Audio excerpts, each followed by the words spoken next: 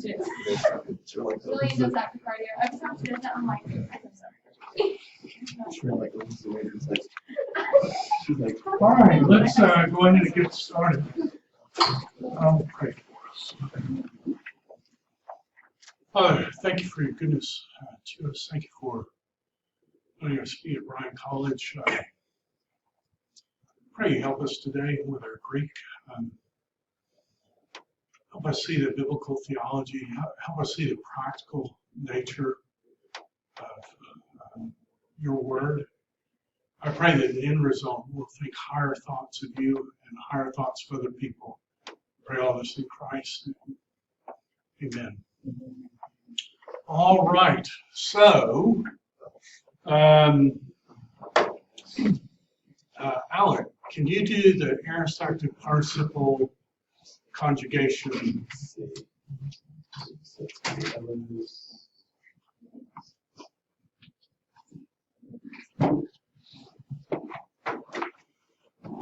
Does it start every song?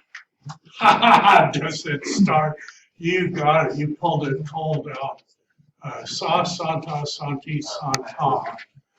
What's nice about this chart is if you replace the sigma with a pi, it's also the chart for the word all.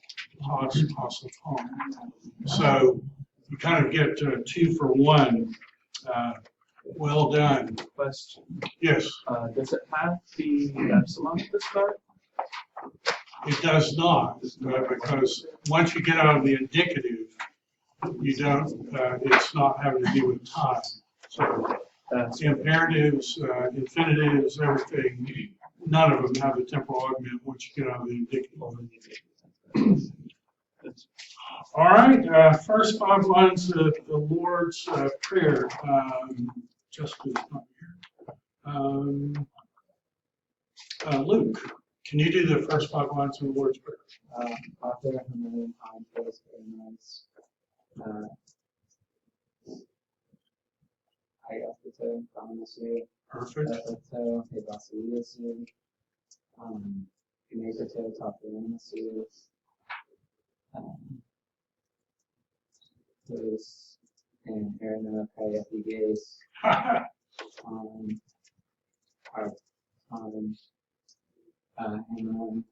Diasion, Das, and then Samuel.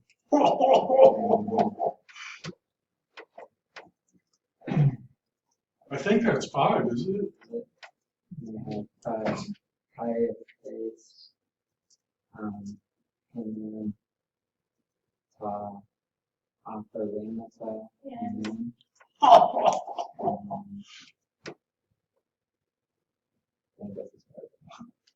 That is more than far. Mentaf, Lemata Himon, and that's as far as I had up there. Wow. Alexander cried because there were no more worlds to conquer. All right, so let's do vocab. We'll just go around like this. We'll speed, and we'll start with Nathan. I astonish. I astonish. I will astonish. Good. I astonished. Good. I have astonished. Good. I've been astonished. Good. I was astonished. Good.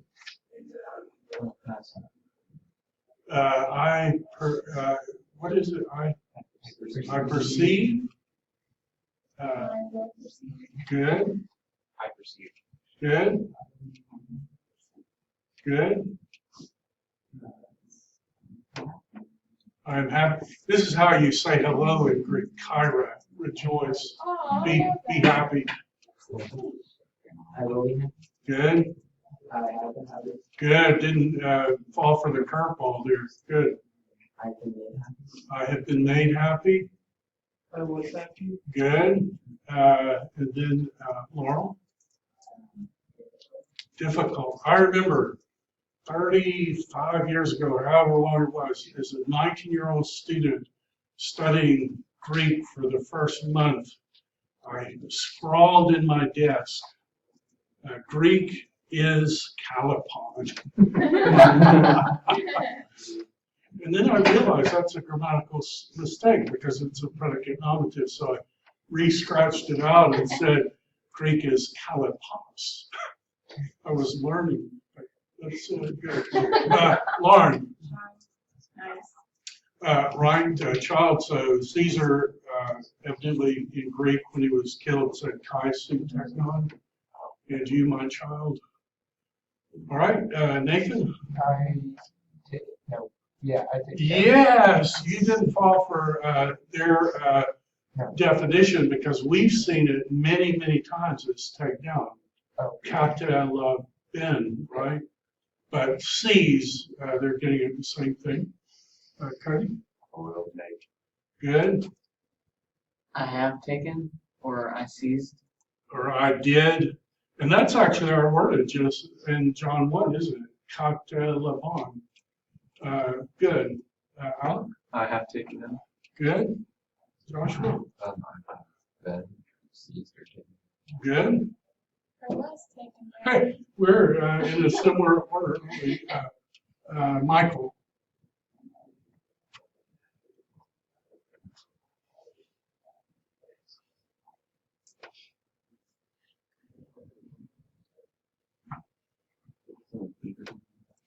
right, we'll get Sophie.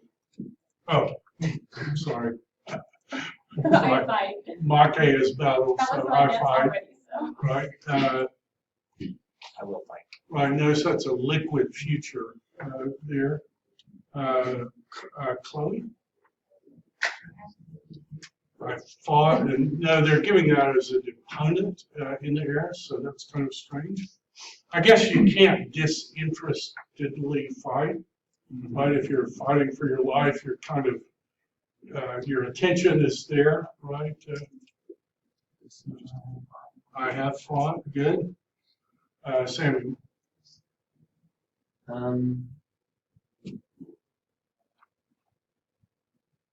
Is that what's fighting or was it I have been fought? so this is actually the next word. Oh. So Oh. that's Oh, fight, it's- and then That's tricky. mimnesko. This is I remember. Remember, and do you know what English mnemonic device we have for it? Memory. Or mnemonic device, mimnesko. This actually is where we get the word mnemonic from, memory. So, Luke, I will.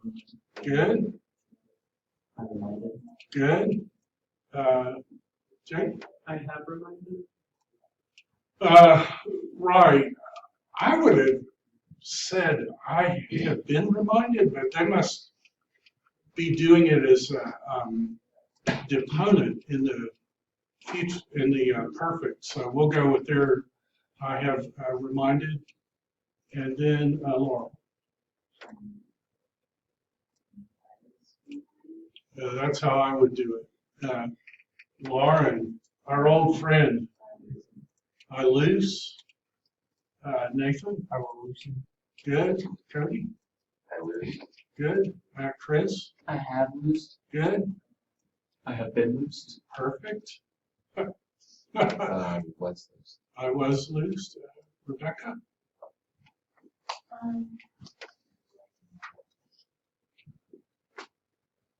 Vanesco, Thanatos? I killed or I died? Die. So thanatology is a study of death, Okay. so it's related. Good. Michael? Right, and this is going to be a liquid future, so that's probably I will die. All right, Sophie. Oh, sorry, not too bad. That's the second time. I have that. Clicker happy here. Honor. Will honor. I don't. Good. I have one. Good. I say honored. I have been honored. I was honored. I was honored. Laurel. Law. Anybody have a mnemonic device for this word? They're going to build a wall in Texas. Cape Cod, right? Don't laugh, it works for me. I needed a mnemonic device to give this one, so, good. Lauren? Mnemonic, or word in English that comes with an isosceles triangle, isotropic, It is so Nathan? Take on. That's the third time that you've got the hard one. Yeah. That's weird. We'll take up. Right, so it's a liquid future. I took up. I have taken up. Good. I have been. I'm was taken out. Oh, that's fine. And then, Mike, this is the third time you've got a really hard one. Apocatano.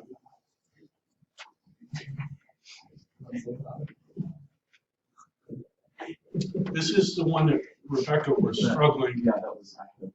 Right, kill. I kill. Oh, I will. Right, notice that's a liquid future again. I killed. Good. I have killed. Okay, and I apologize for my remark on Friday. I have so regretted. I wish I had not said that. So I'm going to do the review thing today. So you do it with me. What does this say? And he was saying, What shall we reckon? what shall we liken the kingdom of God? Or in what will we place it in parable? As a grain of mustard seed, which whenever it is sown, bears passive, subjunctive, on the earth, smaller, being smaller than all the sown things of the earth. And whenever it's sown, it goes up and becomes greater than all the vegetables and makes branches. Thank you. 30 years I got that word. Makes branches, big ones, so that the birds of the heaven are able, under its shadow, to make a nest. And with many such parables, he was speaking to them the word, just as they were able to hear. But without a parable, he was not speaking to them. In private, however, to his own disciples, he was explaining all things. And he says to them, in that day, and then remember, this is the genitive absolute, when it became evening. Hortatory subjunctive. Let us go to the other side. And having left the crowd, they took him as he was in the boat, and there were other boats with him. And there came about a great lielapse, a great hurricane of wind. The waves were throwing into the boat, so they were already sinking. He was in the stern on a pillow, sleeping. That's so Everybody beautiful. has a feeling. And they raised him up and sang to him, Oscar! You don't care that we're dying. And having gotten up, he rebuked the wind. He upon honored the wind. So like took the wind on. And he said to the sea, silence. Be having been silence. I don't even know what that means. Is it like he's telling you to be silent, and you know, like it's already silent when he says it? I want you to be Nathan silent. gives us, we should translate it, be muzzled. Be muzzled. Oh, that gets the passive. Be muzzled. Be having been muzzled. I mean, I've never, in all reading Greek, ever seen a perfect imperative except here. They're not even in books, but you can tell it's a perfect because it's got the reduplication and the secondary ending, so it has to be a perfect imperative. Be having had done your homework. I mean, what would that even mean? Okay?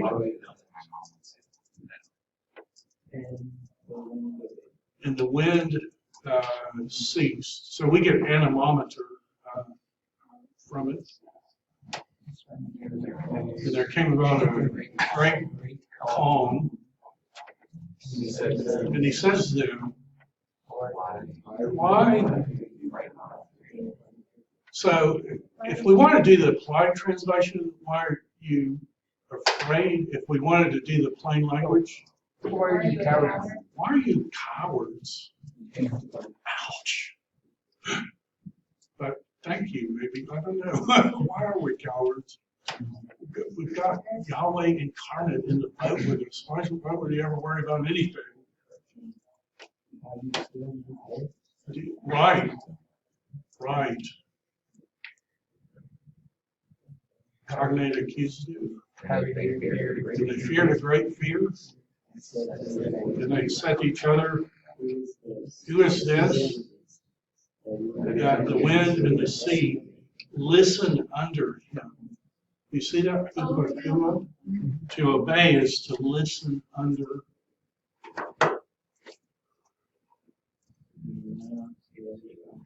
And they went to the other side of the sea, into the Korah, thank you, little Greek boy, of the Gerasenes. So who is this that the wind and sea obey? Then they cried out to the Lord, capital L, capital O, capital R, capital D. What's that telling you in the Hebrew text? Yahweh. Then they cried out to Yahweh in their trouble. And what did Yahweh do? He delivered them from their distress. He made the storm. Who then is this? He made the storm to be still, and the waves of the sea were hushed. Were hushed. Not hushed themselves, they were hushed. Then they were glad that the waters were quiet, and he brought them to their desired haven. I think John 6 is actually playing with that, telling you that every single one of those things happened. Okay, so we're at our reading today, and first up, Joshua. and coming out from the boat. Right, and there's one little word we get to add here because this is a genitive absolute. See any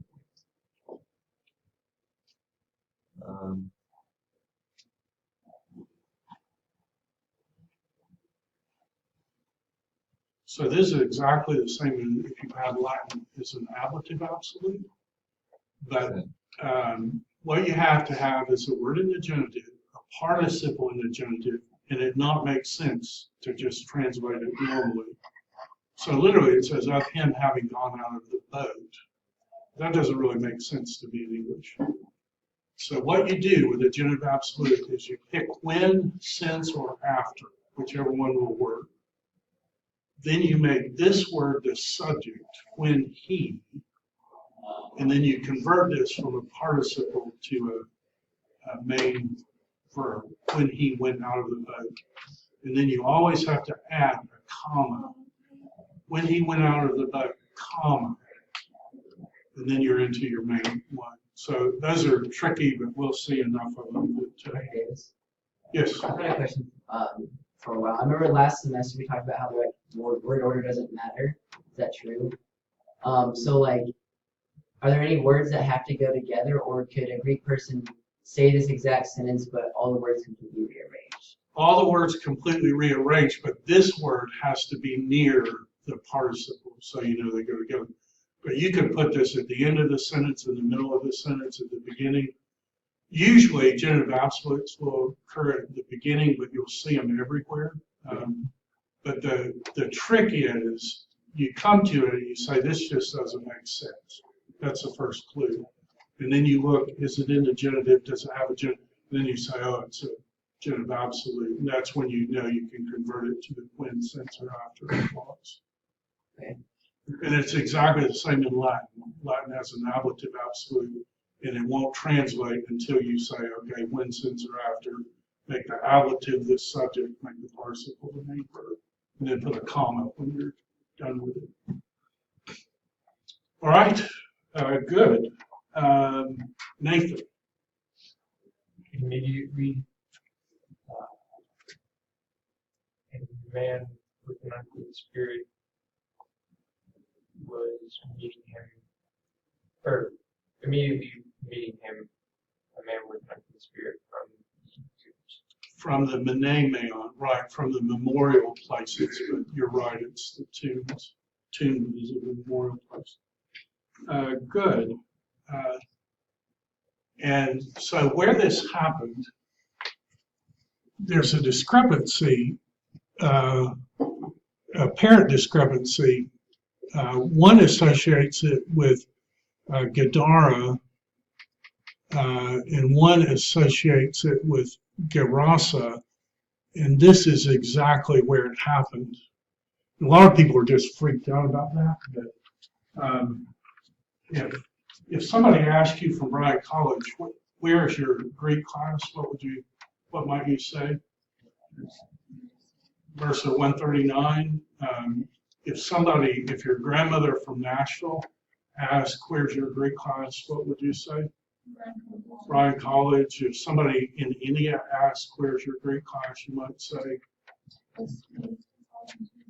school a little outside Nashville or a little outside Atlanta, depending on how you think of where we are. That's exactly what's going on. It's different audiences. And so the Gadara is the capital and the Gerasa is the nearest, and then the actual place that happened was there. So imagine what this guy looked like. He was naked, and he meets Jesus, and he had been cutting himself, and he hadn't slept in a really, really long time. Imagine what that would have looked like. Good. Rebecca.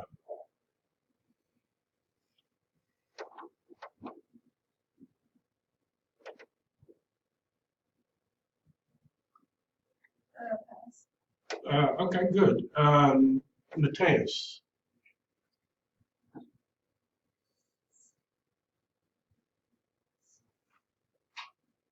All right, so the last three words are in the tombs. In the tombs. Which is that like the reminder? In the remembrance places, right? Became is having. Having. He had in the tombs his kata, his down dwelling, I think we would say something like his digs or his, like his. The place he camped out, not really. Right, the place where he felt most at home. So do you know what these places were used for in antiquity? There's actually one of these you can crawl into in Jerusalem. I crawled into it, and like there are 6 rooms in there, and like each room has like 6 beds or 3 beds carved out of the rock. And what these places were used for is you put your loved one in there for a year, and the stone kept the vermin out. And in that year, the body would rot away, At the end of a year, you would go in and collect the bones and put the bones in a jar and then bury the jar. That's called an ossuary. So this guy was living in one of these places. Help me, what did that smell like? What did he smell like? I had a student ask me one time, what do you suppose the demons made him eat? I mean, they're torturing him. I mean, this guy's existence was, I crawled in one of these, and you crawl in and you go into a room and it's just pitch black.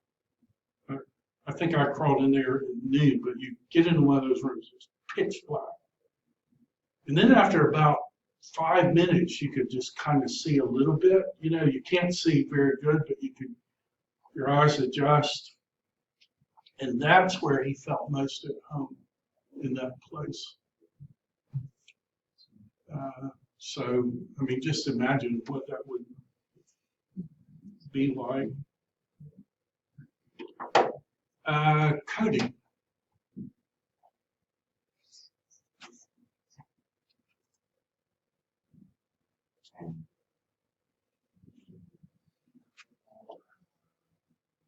So this is the word chain.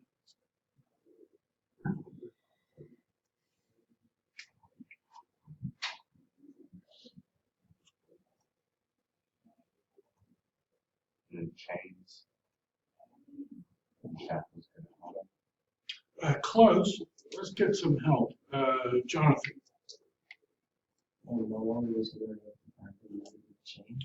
And no one was able, not ever, to bind him, not even with a chain. What does that tell you about the man who's was living inside there? The fact that people had tried to bind him with a chain many, many times and weren't able to do it. What does that tell you about the man? He's really strong. So, it tells you something else too, I think. The fact that they tried to chain him up, like they were scared of him or he was terrorizing them or something.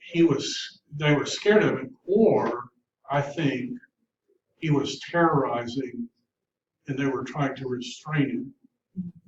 So not only is he living among dead people being tortured day and night, but he's working out of that torture and he's actually doing foul things to the people. And they tried to fix him and they can't. Isn't it true in Greek that they have a bunch of negatives and it just emphasizes it? No. Oh, Like, simply that's exactly what they're doing. In English, it flips. Yeah. But in Greek, the more negatives you put, the more emphasizing. Nobody, not ever, was able to bind him. Good. Chris. Oh, this is hard. You got the hardest grammatical sentence today.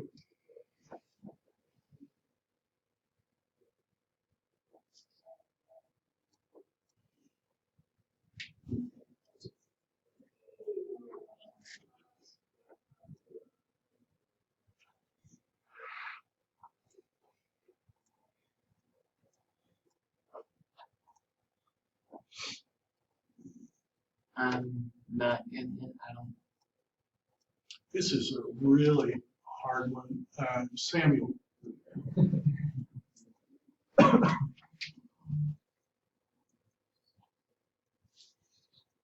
Because that him Good. having been changed many times. Oh, nice. So this is with chains. On account of the him, often, whenever you put kiss on the end of the word, it makes times whatever the word means. So Paula is many and kiss is times. Many times with feet chains and with regular change, he had been bound. So that's an article, all that's an articular infinitive.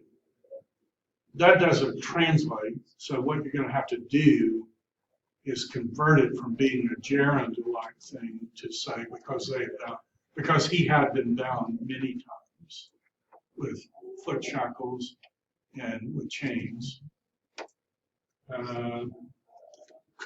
Chloe.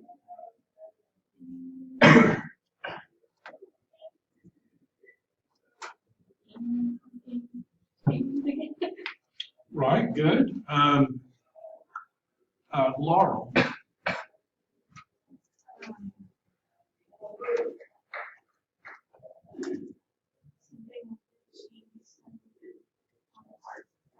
That's exactly right. So this is still your articular infinitive. So you make this a subject accusative, and the chains had been smashed. So that's your perfect passive infinitive. And then hupa plus the genitive is your agent of the passive verb, had been smashed by him. And something else had been smashed too, Nick. And the shackles had been crushed. So this guy was so strong that they would chain him and he would just beat it together until they fell apart. I mean, you imagine he's got blood coming from everywhere and dried blood and the smell. Mateus.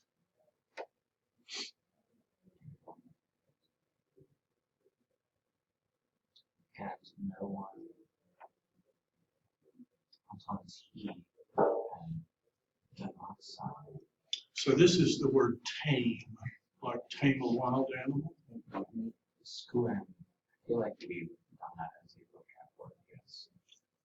Do not lie maybe is close. Do not sigh. So basically, no one was able to tame him. No one was strong enough. Icarus wasn't strong enough to fly to heaven as Icarus. No one was strong enough to tame him. All right.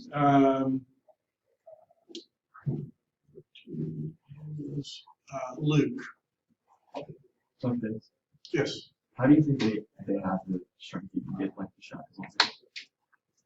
Well, they probably went out in a crowd and like 8 people grabbed him and held him to the ground and then barely got the chains on him. And as soon as they let him up, he just started going berserk. That's what I imagine happened. And it had to be terrifying to try to do that. They probably try to catch him with ropes or sticks. Why would they not be stuck with his skills? I guess they were being compassionate to somebody in a bad circumstance. You think they were unable to kill him? Maybe they were unable to kill him. Or fearful of what might happen to you? You probably have family in the village. Yeah. I mean, I've asked that question before. Some people are more naturally compassionate than others. I had a policeman acquaintance who was killed because he was trying to save the life of a terrible man, and he was trying to tase him, and he didn't realize the guy had a second gun.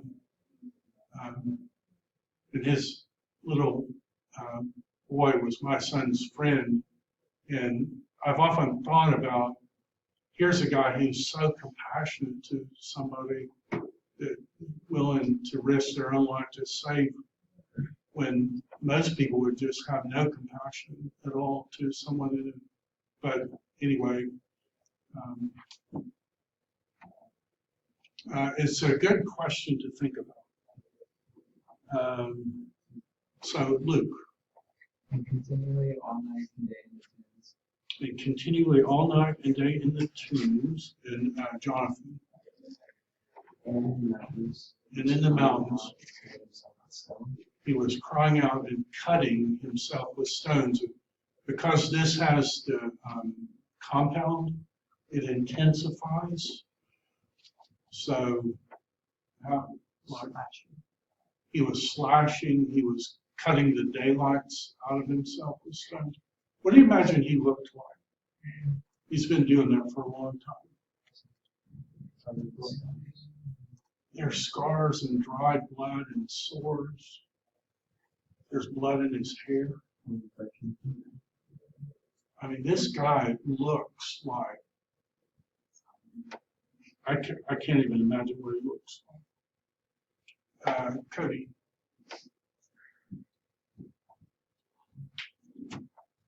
No one was strong enough to tame him, and then we get this sentence.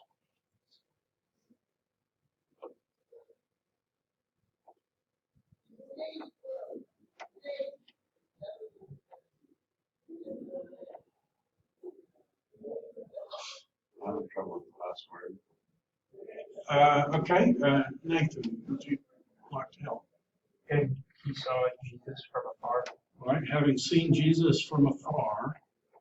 All right, Lauren.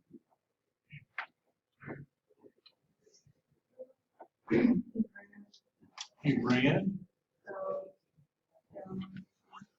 He fell down on his knees, or what's the other way you can translate proskuneo? Worship. Worship. I wonder if there is I wonder if we shouldn't translate worship here. It literally means to do the dog, right? To toward the dog. Have you ever seen what a dog does when it's showing submission to someone else? They'll turn over and hold their feet up, and they're saying, I totally submit. Romans talked about how no free man should ever do proskynesis to another man because it was somehow demeaning. But here's this guy who was never able to be chained, and he proskyneted Jesus. Sophie.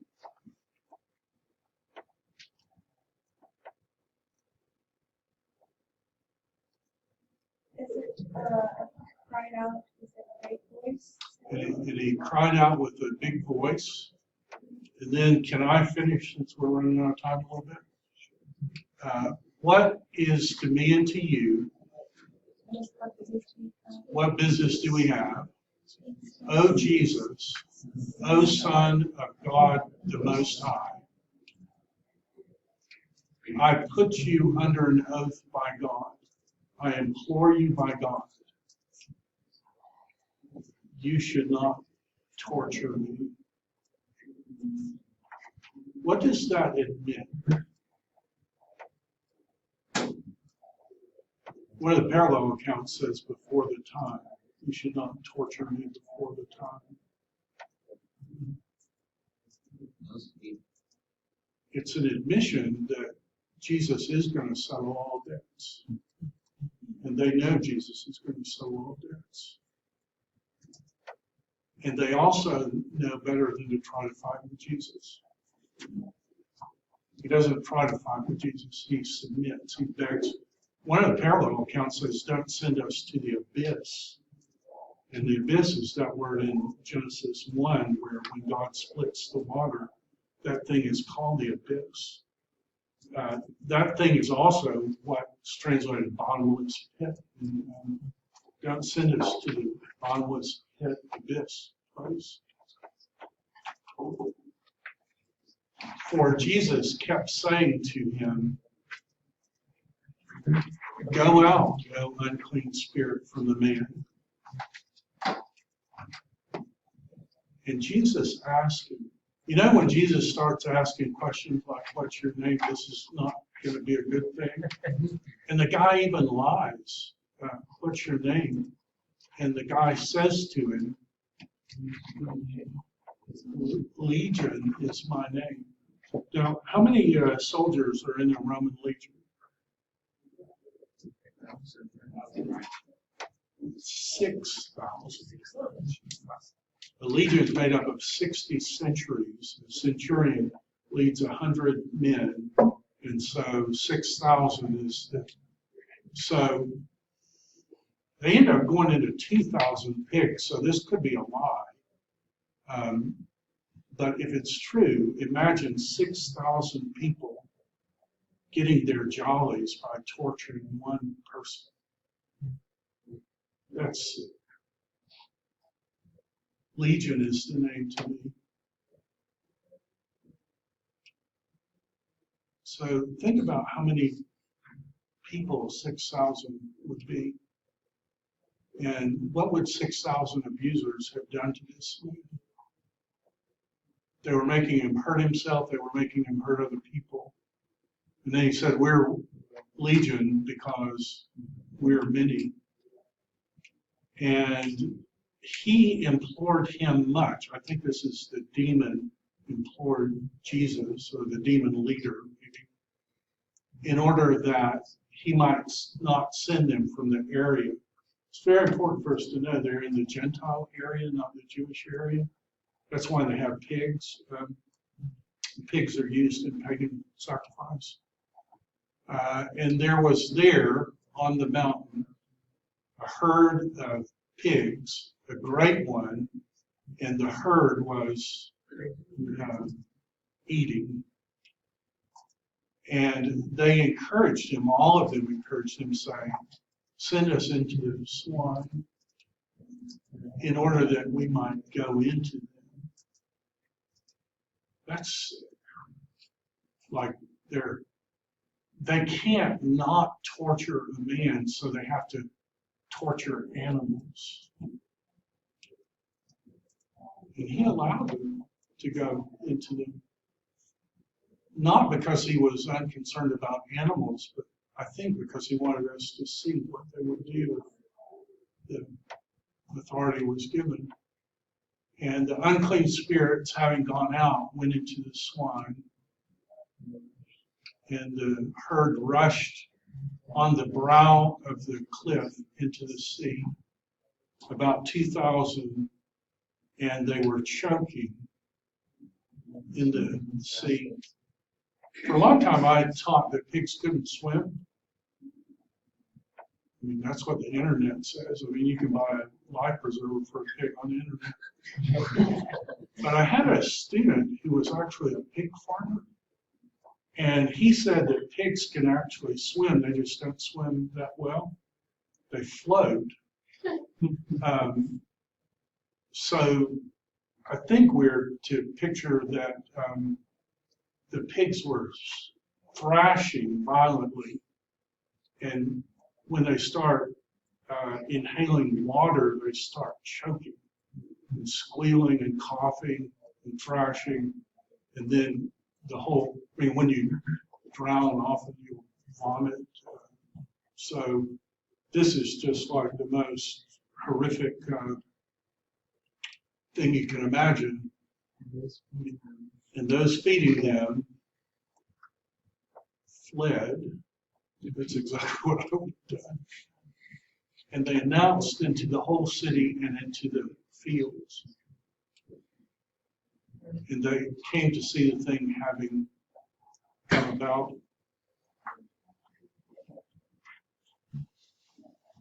What was that guy's life like, living in the tombs with 2,000 or 6,000? And they're the kind of entities that like hurting animals just for fun. What was his life like?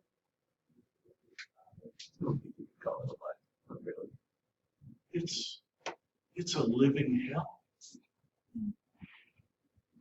Do you know this is the only guy when he's healed that obeys Jesus? Nobody else obeys Jesus. Read the totality of Mark. Nobody else does what Jesus asked him to do. This guy, Jesus says, go tell your people And it says he went out into Decapolis. He went to the 10-city region. So Jesus said, go home and tell what the Lord has done for you. And you don't know if it's saying the Lord or the Lord. Luke helps us because he translates it, go tell what God has done for you. So the Lord, go tell what the Lord has done. And the man goes out and tells what Jesus. Do you think physically he was? Well, think about that. I mean, do you suppose he had scars? So imagine this guy goes into the park and sitting on a park bench, he's got scars all over him. Polite people aren't going to say anything, right? But maybe a little kid is going to go up. What's the little kid going to say? What happened to you? What's wrong with you? What happened to you? What do you think the guy would say? Let me tell you about this guy, Jesus, because I used to live with dead people. 6,000 demons made me do horrific things to myself.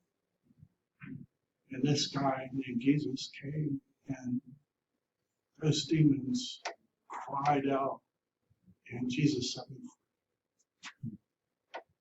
Do you imagine that would be pre-evangelistic activities, so when the gospel did go to the Gentiles, that people were ready to hear about who Jesus was? Maybe Jesus healed some of the scars so it wouldn't be so disfiguring. Maybe he left some of the scars too. I wonder if Jesus leaves some of the scars with us so that we can, whether he's righteous man or not, I don't know. But one thing I do know, I was blind and now I see. That's an impossible argument to get around. And with this guy, if he left any of the residual aspects. I don't know. So look forward to Wednesday. You guys doing a great job. I'll see you.